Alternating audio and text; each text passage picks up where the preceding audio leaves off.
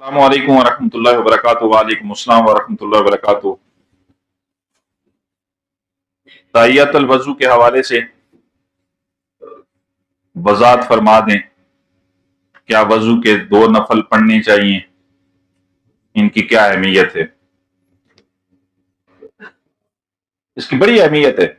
جو شخص وضو کرنے کے بعد 2 نفل پڑھتا ہے تحیۃ الوضو،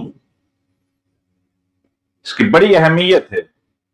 آقا کریم نبی رحمت صلی اللہ علیہ وآلہ وسلم نے فرمایا کہ جو شخص اچھی طرح وضو کرے اور وضو کرنے کے بعد 2 نفل ادا کرے، اللہ اس پہ جنت کو واجب کر دیتا ہے۔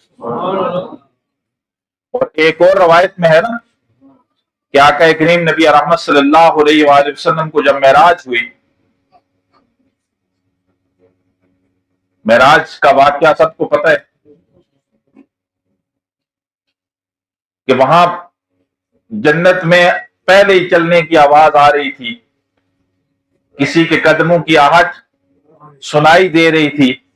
تو جبریل سے پوچھا آقا کریم نبی رحمت صلی اللہ علیہ وآلہ وسلم نے کہ جبریل، یہ میرے سے پہلے کوئی جنت میں داخل ہو سکتا ہے؟